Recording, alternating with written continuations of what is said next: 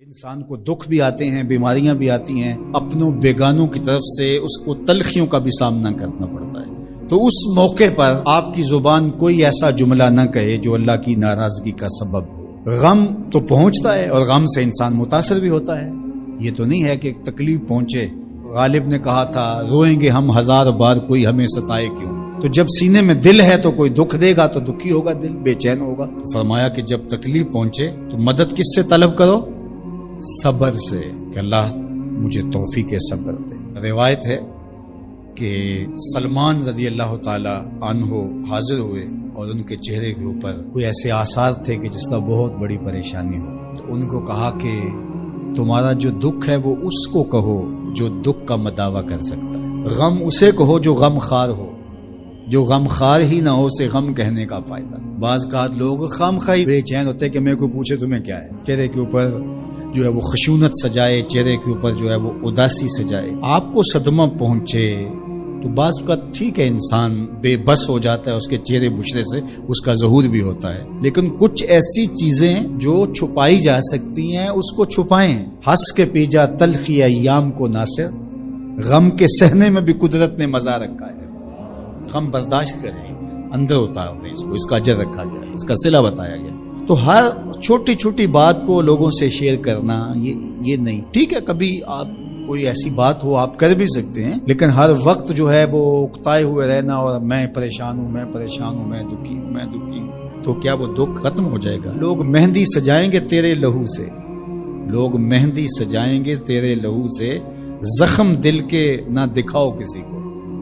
لوگ تو اس سے طرح مذاق بھی اڑائیں گے، اور جب تم ہنستے ہو تو زمانہ تمہارے ساتھ ہنستا ہے، اور جب تم روتے ہو تو زمانہ تمہارے ساتھ نہیں روتا۔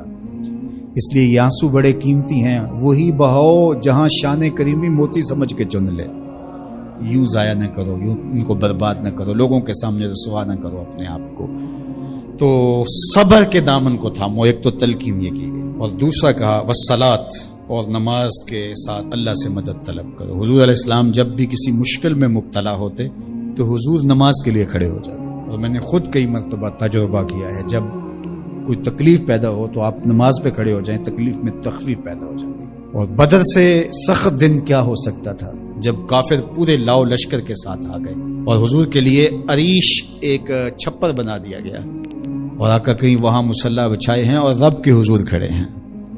مشکل کے وقت جب کوئی سبب نہ رہے تو اس کے حضور آ جاؤ، وہ تمہاری ضرورتوں کا کفیل ہے۔ وَإِنَّهَا لَكَبِيرَةٌ إِلَّا عَلَى الْخَاشِعِينَ، اور یہ بہت بھاری ہے نماز پڑھنا اور صبر کرنا، لیکن جو اللہ کا خوف سینے میں پالنے والے لوگ ہیں، رکھنے والے لوگ ہیں، ان کے لیے مشکل نہیں ہے۔ بچے کو صبح اٹھائیں آپ نماز کے لیے تو وہ اٹھتا ہی نہیں ہے، بار بار کہہ کے اس کو اٹھانا پڑتا ہے، اور اس نے سوات کی سیر کے لیے جانا ہو اور دوستوں کو ٹائم دیا ہو، تہجد کے وقت ہی تیار ہو کے بیٹھ جاتا ہے۔ اس کا مطلب ہے کہ اس کو نماز کا شوق نہیں ہے، اس کا شوق تھا، جس کا شوق تھا اس کے لیے اٹھنا بھاری نہ ہوا۔ میرے والد گرامی سے کسی نے کہا جی جاگ نہیں آتی، تو فرمانے لگے صبح منڈی جانا ہو تو جاگ آ جاتی ہے، کچہریوں میں تاریخ ہو تو یاد آ جاتی ہے۔ منڈی جانا یہ تمہاری بدنی ضرورت ہے بچوں کے پالنے کے لیے، اپنی ضرورت کے لیے۔ کچہریوں میں جانا خوف ہے، نہ گیا تو میرے خلاف فیصلہ ہو سکتا ہے، تو تمہیں نہ امید ہے اللہ سے اور نہ اس کا خوف ہے، تو پھر کیسے جاگ آئے؟ اور کسی نے کہا کہ حضور نماز پڑھنا چاہتا ہوں، جاگ نہیں آتی۔ اللہ اکبر، کہنے لگے ارادہ اگر پکا ہو تو نیند نہیں آتی، بار بار اٹھ کے ٹائم دیکھتے ہیں وقت تو نہ گزر جائے۔ اللہ اکبر۔ تو فرمایا یہ بھاری ہے لیکن خاشعین کے لیے بھاری نہیں ہے، خشیت خدا سینے میں نہیں ہے، اللہ کا خوف سینے میں نہیں ہے، تو واقعی صبح کا اٹھنا بہت زیادہ بھاری ہے، بہت زیادہ مشکل ہے، لیکن جو خشیت والے ہیں ان کے لیے مشکل نہیں ہے۔ یہ مان لیا کہ صبح کا اٹھنا، سحری کا اٹھنا نفس پہ شاک ہے، لیکن اگر کسی کی زندگی کی لذت اس میں رکھ دی گئی ہو، اللہ اکبر، تو پھر اس کے لیے مشکل تو نہیں ہوگا۔ راہ خدا میں تکلیف اٹھانا مشکل صحیح، لیکن زندگی کا سرور اس میں رکھ دیا گیا۔ وہ مزہ دیا تڑپ نے، میری آرزو ہے یا رب، میرے دونوں پہلوؤں میں حمزہ کا ایمان لانا کوئی معمولی واقعہ نہیں تھا۔ جس طرح مسلمانوں میں خوشی کی لہر دوڑ گئی تھی تو کفار کے اندر یہ خبر ایک بجلی بن کے گری، تو وہ بھی دارالندوہ میں بیٹھے اور سوچنے لگے کہ اب کیا کیا جائے۔ آج ایک حمزہ بن عبد المطلب گئے ہیں، کل کوئی اور چلا جائے گا تو یہ تو طاقتور ہو جائیں گے، عمر بن خطاب مجلس میں موجود تھے. کہا تم قصہ چھوڑو، یہ کام میرے ذمہ رہا، میں بانی اسلام کی زندگی کا چراغ ہی بجھا دیتا ہوں. روز روز کا قصہ ہی تمام ہوتا ہے. تلوار حمائل کی اور ارادہ قتل سے گھر سے نکلتے ہیں. تقدیر ہنس کے کچھ اور ہی بول رہی ہے. سودا لینے کے لیے بازار گئے، سودا لینے کے لیے بازار گئے، ہاتھ اس کے بکے جس کے خریدار گئے. تلوار حمائل کی ہے، بانی اسلام کی زندگی کا چراغ بجھانے کی آرزو ہے. گھر سے نکلتے 22 سال کی عمر ہے، جوانی ہے، بانکپن ہے، چہرے پہ جلال ہے. خطاب کا جری جواں بیٹا ہے. راستے میں ایک صاحب ملے، دیکھا اور کہا کہ کیا تیور ہیں اور ارادے کدھر کے؟ کہا چراغ اسلام بجھانے جا رہا ہوں.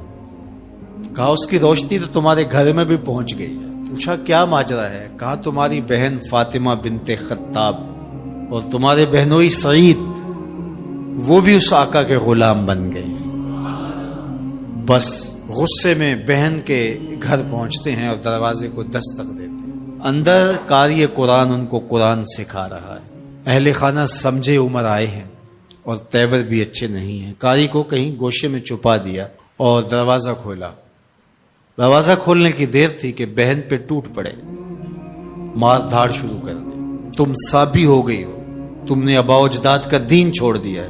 مار مار کے ان کو لہو لہان کر دیتے ہیں. تو بہن بولتی ہے عمر سنو، تم خطاب کے بیٹے ہو نا، میں بھی خطاب کی بیٹی ہوں، میں بھی اپنے موقف سے ہٹنے والی نہیں ہوں.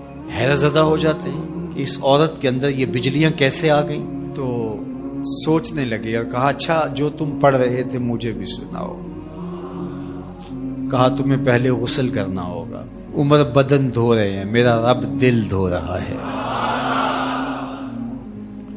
اتنے میں قاری قرآن کے ورق لے کے آ گیا اور تلاوت ہوتی ہے طٰہٰ ما انزلنا علیک القرآن لتشقیٰ. اے 14ویں کے چاند محبوب، ہم نے قرآن اس لیے نازل تو نہیں کیا تھا کہ آپ مشقت میں ہی پڑ جائیں. تلاوت ہوتی جا رہی ہے، عمر کی آنکھوں سے آنسو ٹپکتے چلے جا رہے ہیں. کہا عمر کی عمر برباد ہو گئی، چلو مجھے حضور کی چوکھٹ پہ لے چلو. اللہ اکبر. دار ارقم میں حضور تشریف فرما تھے.